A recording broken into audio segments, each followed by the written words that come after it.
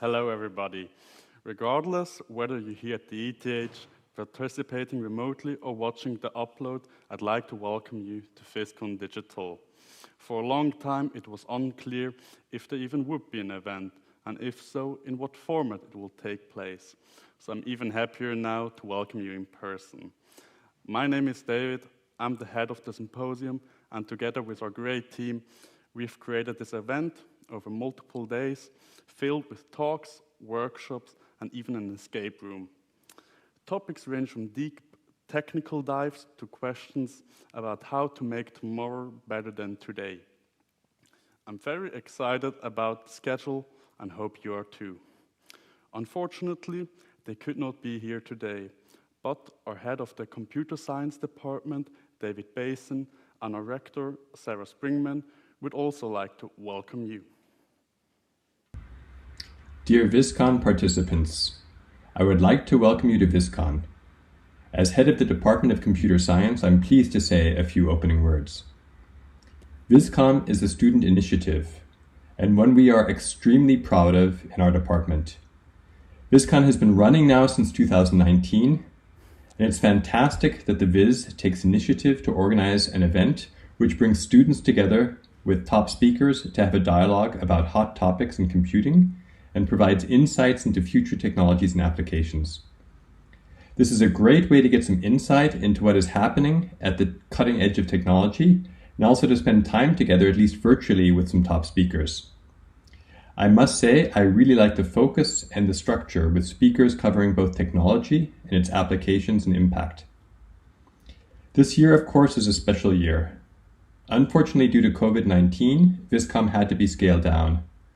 Unlike in the past, there are no exhibitions, networking lunches, and the like. Nevertheless, there is still a hack week, and there's a great lineup of speakers both from within and out with ETH Zurich. The lineup looks fantastic, and I wish all participants a good conference where they learn and are inspired. Best wishes from my side for successful VIScon. Welcome to Digital VIScon 2020.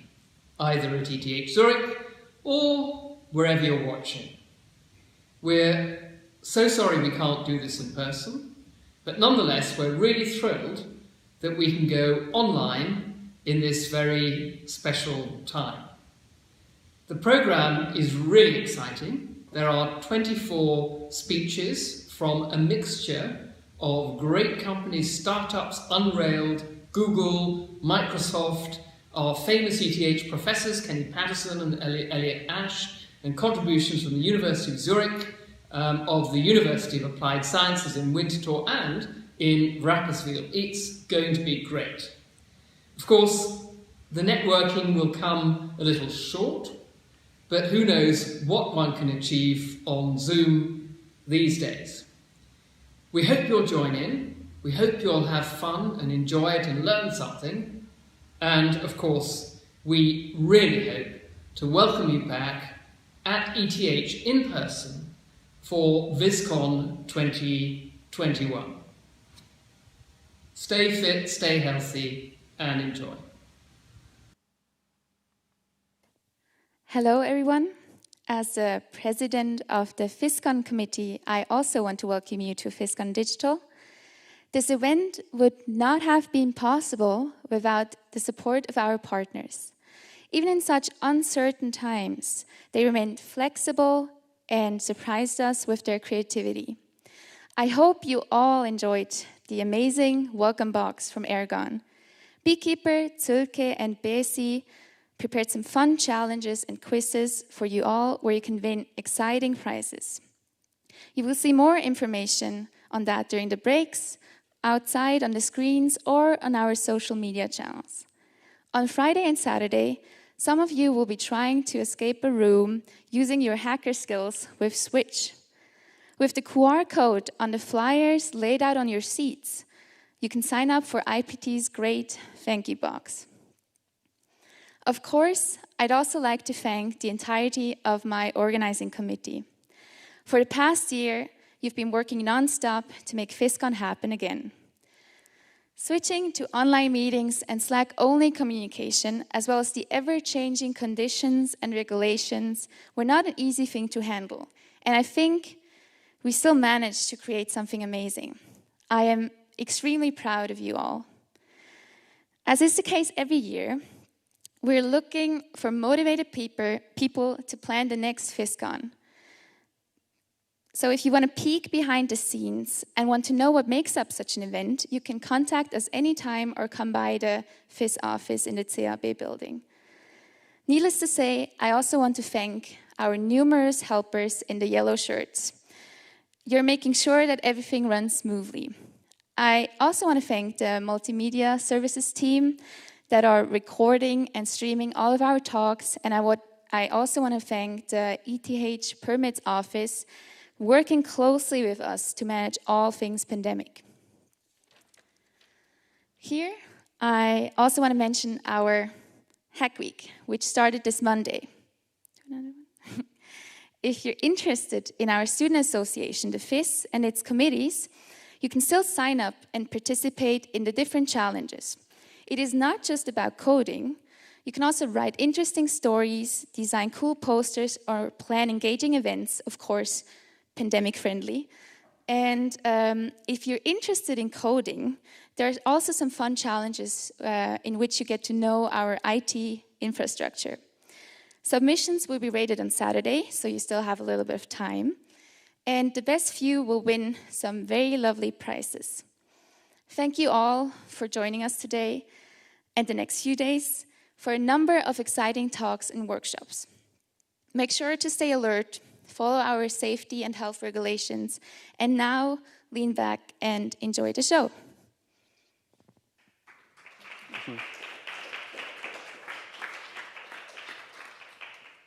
For everybody watching remotely, by the way, there are currently over 70 people watching remotely. 70, sorry. In the description, you will find a link to Slido, with which you can ask and vote for questions that interest you and will allow you to participate actively in the talk. And now to our opening keynote by Ekaterina Kamenskaya. Ekaterina has been working at Google for more than 12 years, helping increase productivity and product quality in various teams. She received higher education degrees in engineering, management, and a PhD in engineering. Education, culture, and well-being are only a few of her passions. She provides mentorship for women in tech and published a book about image recognition algorithms in biometrics. She's currently leading the internal education community and has been with Women in Tech. She has been the Google Engineers Lead in Zurich. Like mentioned before, we had to change the format of the event. Usually, being able to connect is one of the fundamental parts of VIScon. But this year, these interactions had to be minimized. Ekaterina will tell you more about the impact of the loss of these connections and these relationships have in these times in her keynote, Meaningful Relationships and a Sense of Purpose in a Time of Crisis. Please join me in welcoming Ekaterina Kamenskaya to the stage.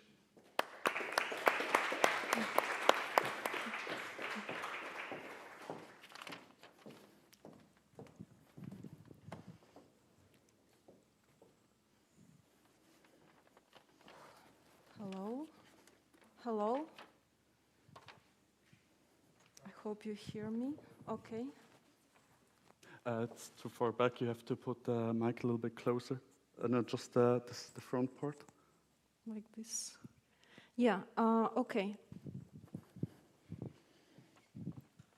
And the clicker doesn't work.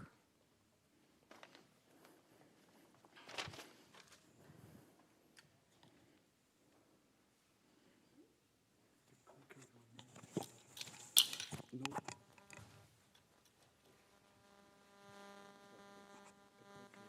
Okay, so while we are deciding what happens with clicker, I can start. I'm happy to be here. Thank you so much for invitation. I always wanted to talk at this university, and I'm really grateful for this opportunity. I have been working at Google for 12 years as engineer, and the last couple of years I was managing the team of engineers in YouTube. And except that, outside of my job, I was doing many other things. For example, I was leading the Googler to Googler education community in Zurich office. For a couple of years, I was leading Google Women in Engineering community in Google office, and also teaching some trainings about emotional intelligence based on mindfulness, about life design, about our character strengths, and many others, and some technical trainings as well for Nooglers. And this talk is not going to be very technical.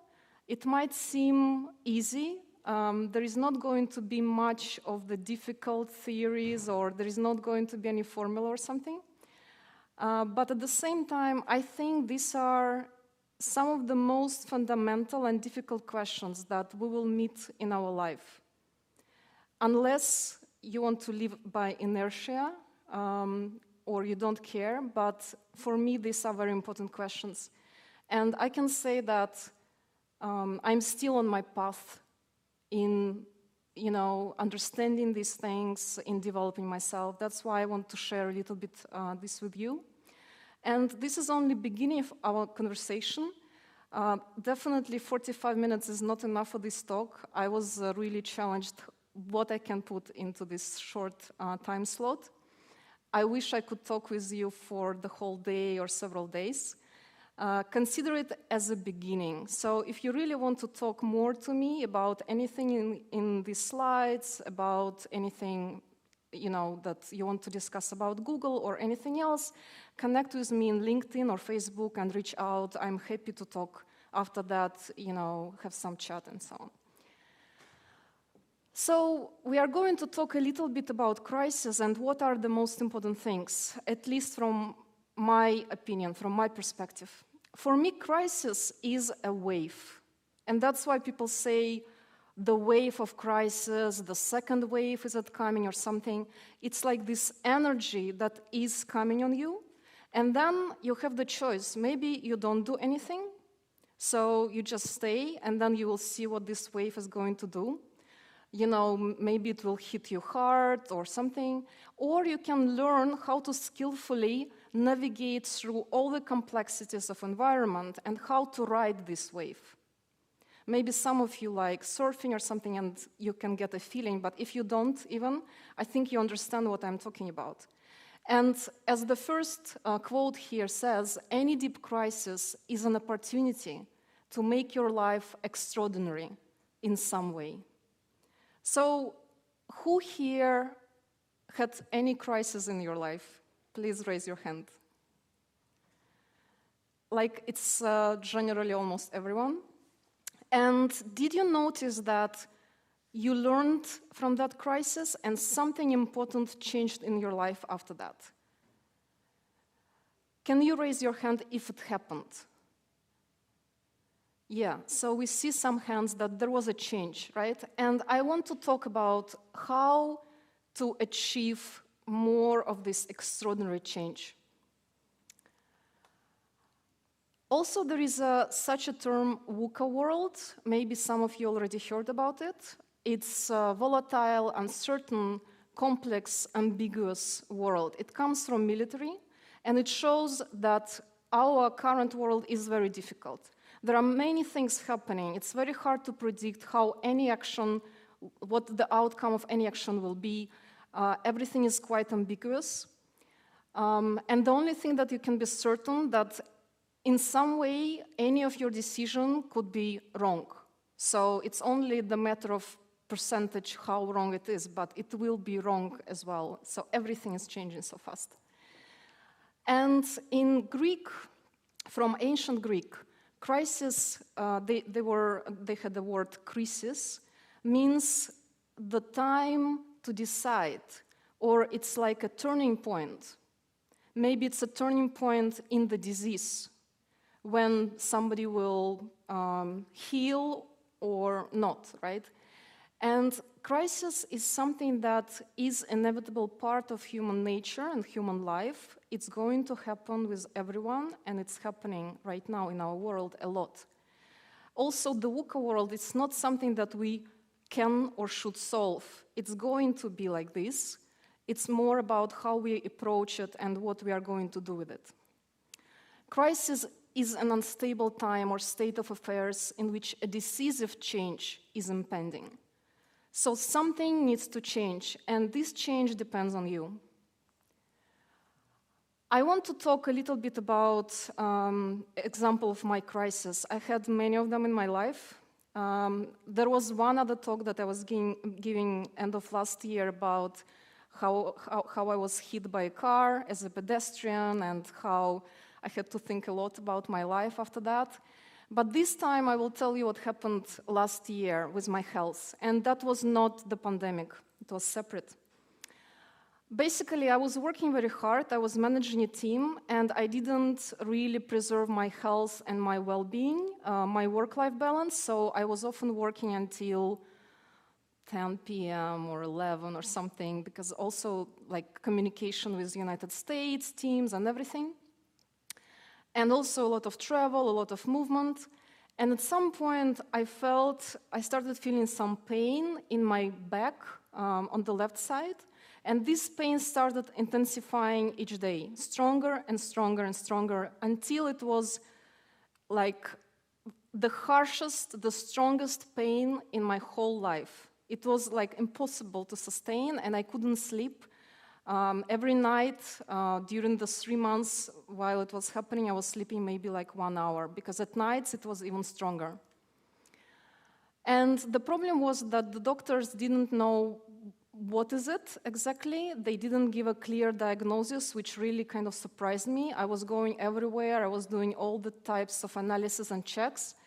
And I spent even 5 days in hospital. And even after hospital, I didn't get enough clarity. Like the doctors still were kind of doubting a little bit and so on.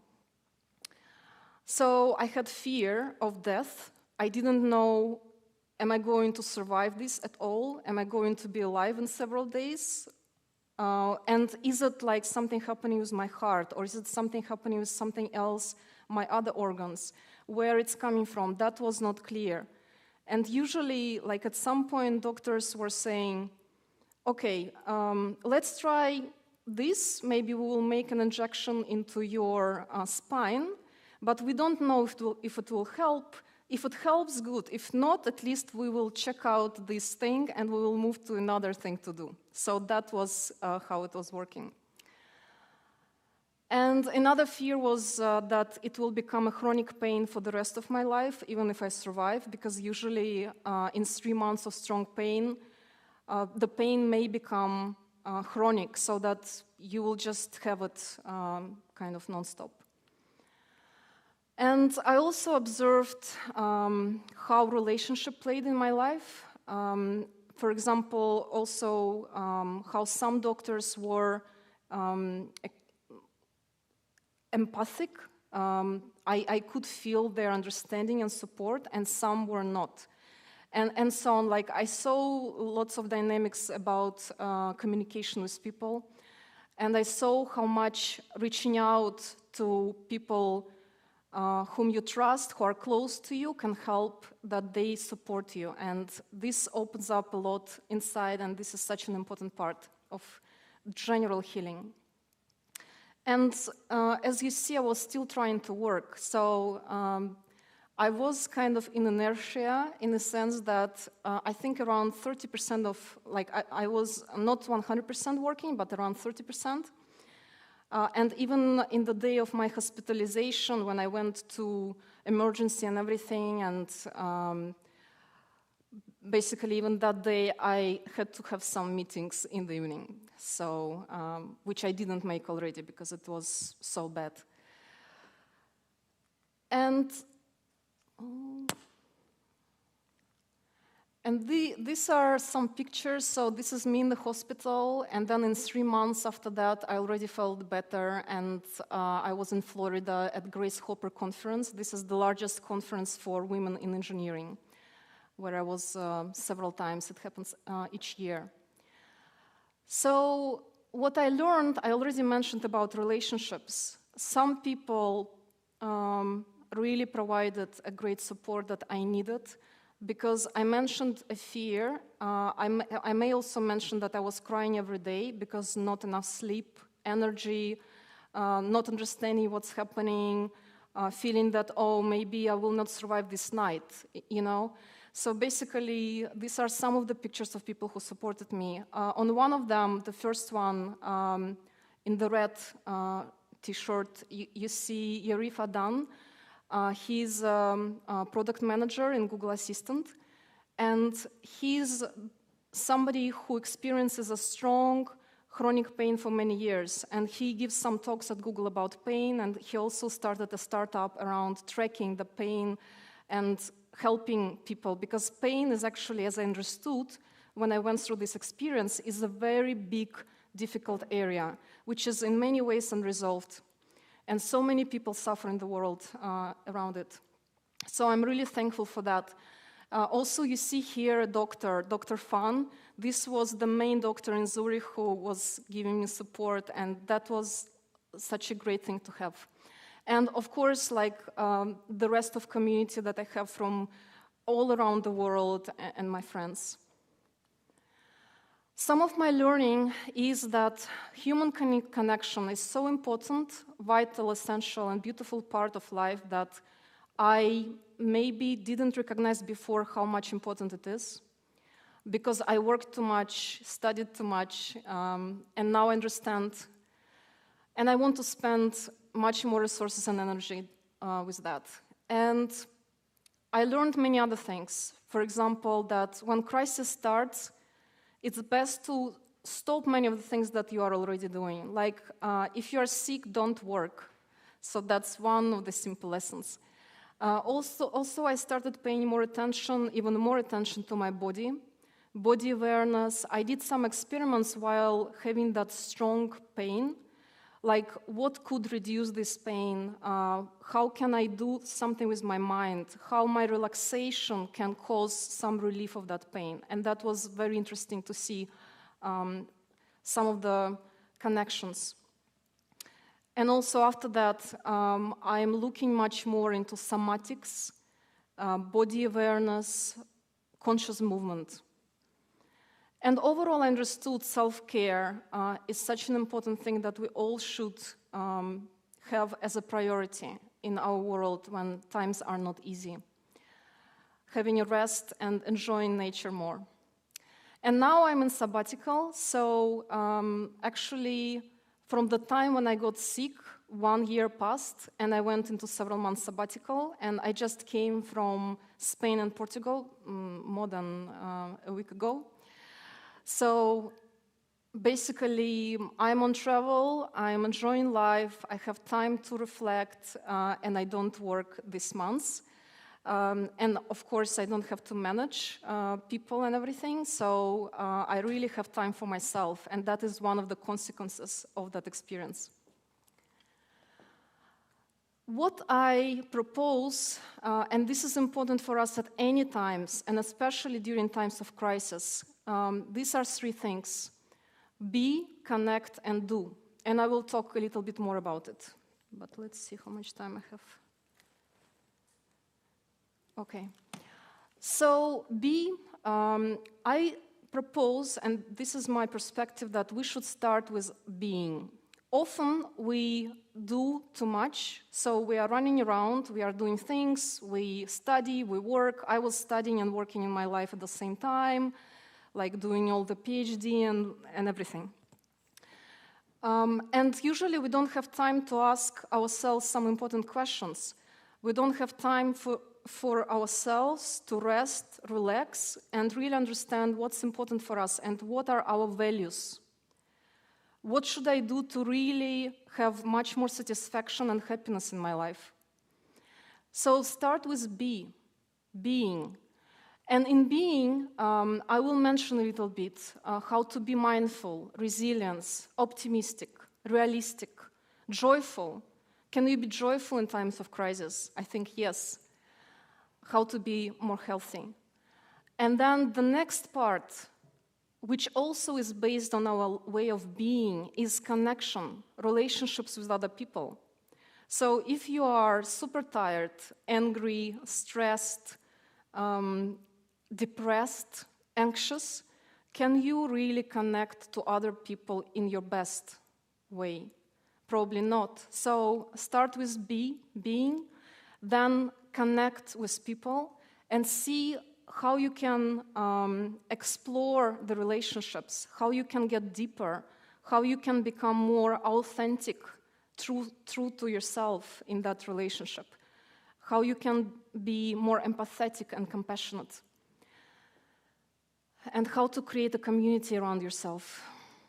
And the last thing is doing or acting. That's what is important ingredient of this whole formula. But it's really a lot based on being and connecting. In a time of destruction, create something. So, speaking about mindful, I already mentioned about the body. Why I'm talking about the body is because our emotions are physiological responses. These are responses in our body to internal and external stimuli, to our thoughts, which happen internally, to maybe an animal jumping at you. Like all the things that happen, there is some response, and that response is not flying around, or it's not really like in your head, just it's in your body. So sometimes when you experience an emotion, it's somewhere here, or it can be where? It can be here or somewhere else, right? So you can localize different parts of the body and different sensations. And if you are not mindful about what happens in your body, and you cannot properly interpret these sensations or emotions, and you maybe misinterpret that or don't even pay attention to that, you are missing a lot. Based on emotions, we are making decisions. There was a research that shows that people who don't have emotions, because of certain changes in the brain, they cannot make any decisions. They cannot even decide, basically, like which time they want to go to a doctor. So emotions are an important part of all the decision-making, of problem-solving, and everything that we are doing in life. And if we don't know what emotions happen with us and when, it's really hard to make good decisions. Resilience. Because we are talking about crisis, resilience is very important. Resilience is about how we manage, how we respond, and how we learn from difficult times. How can you be more resilient? Here is one of the tools that is part of the Search Inside Yourself training that I was teaching for Googlers. Basically, there are several steps, and more you embody these steps, the more you live these steps, the better it will be, the easier it will be for you to act mindfully and to be more resilient. These steps are, and the first one is the most important, stop. When any stress, crisis, something difficult happens, just don't react immediately. Stop and have this moment between the stimulus and response. There is a moment, there is a choice, this is your freedom. So create this moment for you, that you can make a choice. Don't act just like jumping immediately, not realizing what's happening. Just stop and breathe. Have like at least one breath. And see then what happens in your body. Notice what are the sensations, what happens around yourself, what are your thoughts right now, what is my reaction right now, what's happening, who am I even talking to? Notice everything, what's happening. And then reflect. Is my reaction right now, all my difficult emotions that are happening, are they based on some of my patterns, some of my previous events, which are maybe not even related to the current situation? Or what is the cause of my thoughts and my emotions? And do I really need to react and express maybe all my negative feelings right now. For example, if this is with somebody else and you have a certain conflict. So just reflect a little bit. Sometimes it's okay to take some time. If you are in a difficult meeting, it can be at work or it can be sometimes even with a friend, and I had such situation. Basically, just having these strong emotions, painful emotions, and talking right away is not the best practice. It can really harm relationships. So if you feel that you cannot really mindfully approach the conversation, you may always say that, let's have the next meeting, for example, tomorrow. I need some time to reflect, think about, rest, and I would be happy to continue our discussion tomorrow or whenever you feel like. So respond in a mindful way to conflict, to difficult situations, and this is the kind of algorithm that you may take.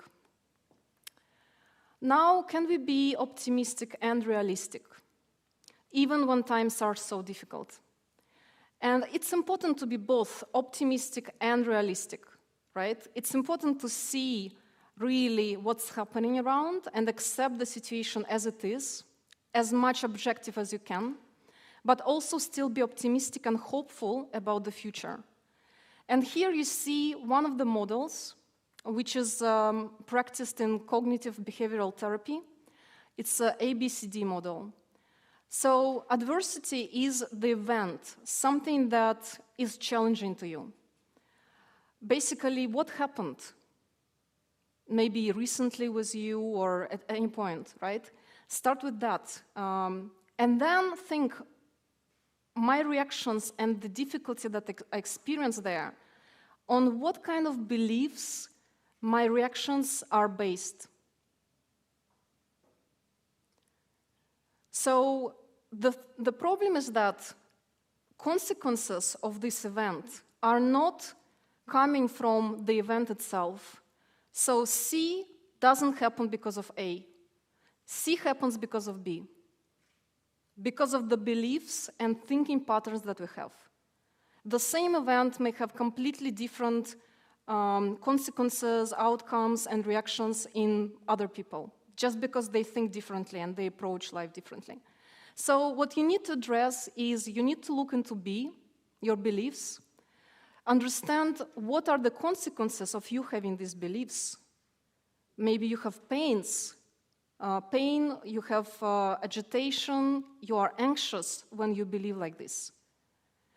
And then do the part D, dispute. Think about what kind of other beliefs are possible or thinking patterns that I could probably try in this situation. Is my current belief the only belief that I can use? Or there are some others. And there are maybe others which are, in reality, much more realistic, not just optimistic, but also much more realistic than your current one. We tend to believe to our beliefs so much as they are complete truths, but in reality, often they are not. Even if we start writing them, we can easily dispute those beliefs and understand that they are not 100% true. So when you find the other belief that maybe is more realistic and also optimistic, then you just estimate and observe how your reaction and how your emotions change.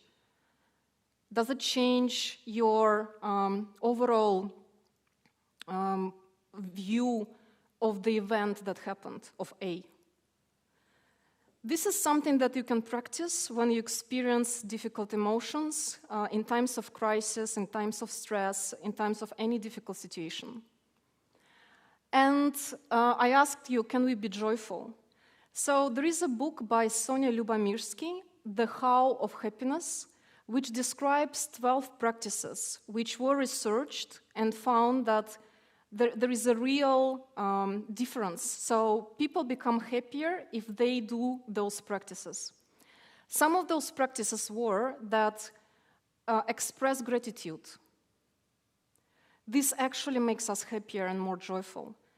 if we express gratitude in writing especially, or we may call our friend or any person who is meaningful to us, and we express this gratitude by voice, for example, this is important for us. It's also going to help our health, and it's going to make us much more resilient. It gives us a lot of energy. The other thing to do is schedule a day with 5 acts of kindness. And that was also researched. So if you say that, okay, this week on Wednesday, I will do these 5 small kind acts, maybe to my friends, maybe to my parents, to teacher or anybody, maybe to somebody on the street, doesn't matter. And then basically at the end of the day, you will see the difference. It's much better to do it all during one day than to spread those 5 acts of kindness during the whole week. So that's what research found. And of course, laughing. So did you notice that if you are stressed and then you laugh, there is a change in your body? There is a certain kind of relief of this stress, release, and you also relax. Did you notice this in your body? So what happens when we are laughing is that instead of the cortisol hormone, which is a hormone of stress, other hormones are released. These are hormones of pleasure, of connection, relatedness, and basically we start feeling much better. And there are many other consequences on health of laughing. So this is what I recommend. Try to laugh as much as possible, especially during time of crisis. And it's possible, so you saw even during coronavirus that there were many jokes going around. Here, for example, in the middle, I don't know if you watched this video, but it is very popular. So I will not play it right now, but it's still like if I play it, it will again cause me, like I will smile and maybe laugh. So that's the power of jokes. And I will end with how to be healthy in this being part. The World Health Organization recommends all the basic practices. They look very familiar. I'm sure you saw that in the sense that you know that we need to do some exercise, we need to eat properly, we need to sleep properly, we need to limit time that we use maybe our devices sometimes, and so on. But do we do this? Do you do all of this? Do you see that if you are not doing some of these things, it actually affects your well-being and your feeling and your emotions and your reactions to difficult situations? In several days, on October 10th, there is going to be the World Mental Health Day, which is already, I think, happening during the last 30 years, if I'm right. So mental health is very important. I want to say that from all the health expenses, on average, countries spend only 2% on mental health. And at the same time, so many people struggle with mental health, much more than we may realize. It may seem to maybe some of you that it's not so much, but in reality, many people around you may have some difficulties, like anxiety or maybe sometimes depression or lots of other conditions. So this is about being, and I think this is a fundamental part. This is something that is often overlooked, and I understand from my experience that being may be much more important than doing. So this is something to start from, and all the rest, all our doing is just a natural consequence of our real being. But if we are just doing and we are not focusing on our being, often we may forget ourselves. We may just really not have time to understand who we are and why we are doing something. And then maybe you will succeed in what you are doing, but at the same time, in 10 years, you will still think, well, is it what I wanted? Is it something that I had to spend my life on? or in reality, all the time, I felt that I need to be doing something else. For connection, human connection is like a basic human need. It's also part of the Maslow hierarchy of needs. It's something that we need for our health, and without connection, basically from the earliest times, people wouldn't survive. And even now, we may survive being alone, but maybe we will survive physically, but can we survive really emotionally? How this pandemic time, when we had to sit alone in our home, how did it affect you? How did you feel? Did you feel comfortable with that? No, I see some faces. Yeah, so it was not easy. For me, it was not easy as well. On the second week, I remember I started crying. I felt some sensual, deprivation. And then I needed to go to the nature at least to feel some connection and to understand that, okay, I'm not alone and I'm not actually lonely. This is kind of the reframing of this and changing of the feeling that I could do. So what to do to improve the connection with others? The most basic things that you can do is listen actively. Often when we talk, we actually don't listen to ourselves and to other person. This is what you may notice if you really start being conscious. So we kind of listen a little bit what that person says, then we start thinking about our story and our response and everything. We almost don't pay attention to the rest. That's one thing. And then when we talk, we also don't listen carefully what we are saying. So as part of the development of our mindfulness and connection with others, just try to make an experiment and start listening more.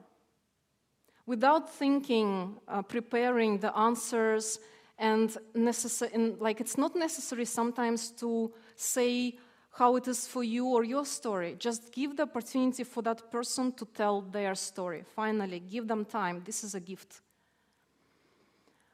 Practice empathy and compassion. Empathy is feeling with someone.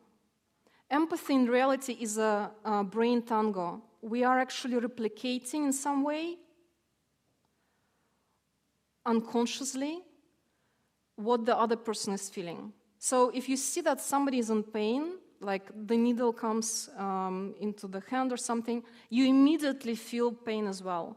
This is example. And when we feel that somebody suffers, we experience some part of that suffering. But the better part, the better thing is not really getting too much into experiencing the same suffering, but being compassionate, wishing good to other people, and seeing how you can relieve their pain. And just play and have fun, because as you see this picture, even in cold and rainy day, you can still have fun, because you are with your friends. And for the new way of being in relationship with others, I want to ask you to consider these several things. I'm not saying they are true. I'm not saying that, this is how you should think about the world. Just consider, look at this. So we are not really separate. And I think especially during this crisis and pandemic, you see how we are all so much interconnected in the whole world. Oneness doesn't mean sameness. We need to look beyond our differences and appreciate the differences that we have. Not struggle against, not making all people the same. We make impact not by just doing, but actually by our being.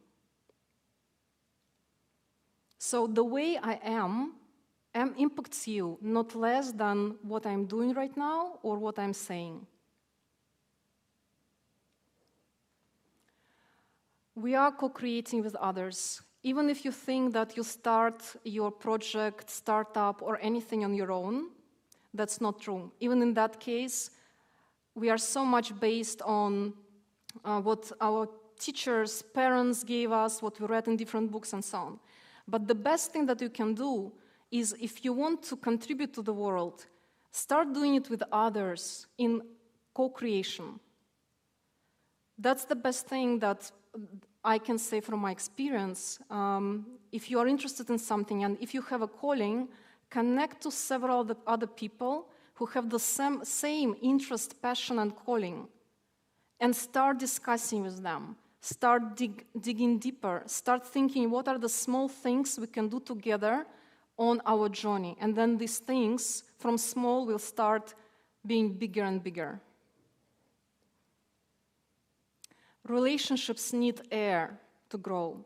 And air is authenticity, intimacy, and responsibility. Authenticity is being my true self. You cannot be close to somebody if you are not really showing who you are. If you are hiding your feelings, your weaknesses, your thoughts, and everything like that, and you only show the beautiful part of yourself, that's not really a close relationship. Intimacy is knowing the other people, how they really are, and being known how you are, and being responsible for your thoughts, feelings, and reactions, not feeling like a victim, not blaming others for everything that happens, but finding your own personal responsibility in relationship. Working together easier with presence, openness, and flexibility. So these are some of the qualities that you need to develop to be able to work with others and co-create with others. And relationship first. If you are co-creating with other people, prioritize relationship. We often may think that the project, the goal is more important and everything like this, but in reality, this connection is maybe some of the most important things that you are doing right now. Just consider these things. And doing and acting, what are the major fears or doubts you would like to overcome yourself in life? What do you think you need to help to do better, how you can help others to do better? What is your mission? What things you do from I and for I, and what things do you do in life serving we, serving something bigger than yourself? These questions are some of the most important, and if you don't want to respond to them right now, I think still to be more happy and successful, you will have to answer these questions at some point. And the purpose in life plays a big role. It actually, like, if you go to the website scienceofpurpose.org, you will find a big list of correlations and also causations in having a purpose on such areas of life like health, relationships, economic success, and many others. There is a correlation that if you have a sense of purpose, bigger purpose, generally correlation is that you live 7 years longer, as example. Or you have 50% less chance for a heart stroke. So I will skip the leadership part. I will just say that the connection of this being, connection relationships, and acting, if they are covered, they form leadership. So in times of crisis, such companies as Google give recommendations and guidelines for our managers and leaders. And you see that those guidance, are very based on our human connection, on our relationship, on who we are. It's not only what we do, but who we are. So being open and accessible to others, being supportive, communicate consistently, demonstrate care and empathy. This is everything that Google thinks every leader has to do. And without that, leader is not going to be successful. Not in crisis, not in any time. So as a manager, I can say that I was meeting my team reports every week, one-on-one. And it requires a lot of connection trust, and empathy. Often reports were coming to me with the questions of like quite personal, their feelings, how stressed they are, some bigger questions about life. And this is where leader needs to be able to handle and to help somebody to support. It's not only that we work at Google just, writing code or writing like design documents. That's not it. The big part is connection and communication and who you are. And that's why I'm putting such a big attention to this in this presentation. That's the core. The rest, like what you go to interviews and a lot of questions will be about coding, algorithms, your problem-solving skills. This is the base for an engineer. But to really excel, you need to be very high in your emotional intelligence. Not just IQ, but EQ. And in Google, there is so many things that is happening around those be, connect, and act. So there are so many resources and trainings about emotional intelligence, I was teaching also live design, meditations, mindfulness, different sport classes, presentations about sleep, mental health months with lots of events and everything. So it's like non-stop thing that company cares about. That's some of the most important part about the company's care for employees. For connection, we have many opportunities to connect. For example, you can organize your certain interest group. You can join ERG, Employee Resource Group, which cares maybe about diversity or about some other cause. You can volunteer, you can participate in many discussions. And also, especially during time of pandemic, for example, many teams, including my team, started having periodic social meetings just to talk about anything, about life. Maybe somebody was sharing their hobbies, how someone is constructing some flying devices, or doing the rally competitions and so on. So that's fun. That's how we connect to each other. As I say, that's not only about code. And important focus is on psychological safety and respect. The three primary values of Google are respect the users, respect opportunities, and respect each other. Respect is in the core of the Google's values system. And only with psychological safety, you can feel that you can talk to people openly. You can tell about your real feelings. You can be authentic and vulnerable. And acting. Of course, you heard about 20% projects at Google, lots of volunteering. Once a year, we have Google Serve, where you can volunteer and do many things, and Google will match many of your donations and so on. And Google also supports internal mobility, so that if you like some other project more, maybe in the same office or in the other office in another country, you may change, or you can even change your job. Basically, like you can be engineer today, but maybe you will want to be, I don't know, product manager in half a year or something like that. And this is very important so that people can follow their passion, their interests.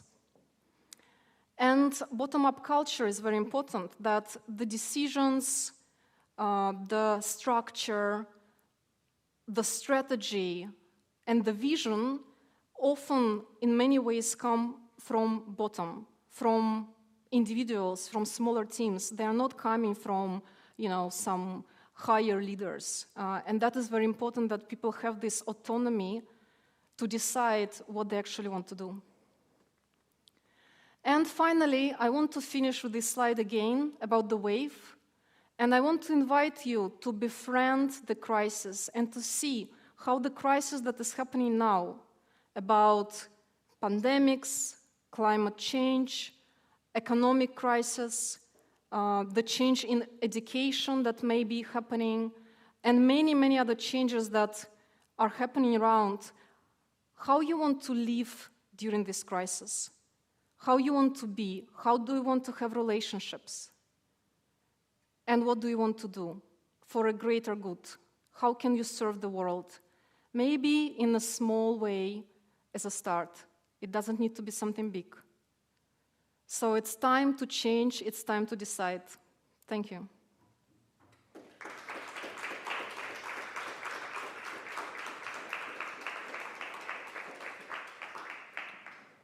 Thank you very much, Ekaterina, for this wonderful talk. I think we have time for one question in the room. I know there's none online. Does anyone have any questions in the room? Well, if that's not the case, I'm going to start with extending my gratitude. Extending my gratitude to you for this excellent talk and for sticking with VIScon even in tough times. Thank you so much for your invitation. Thank you. Thanks.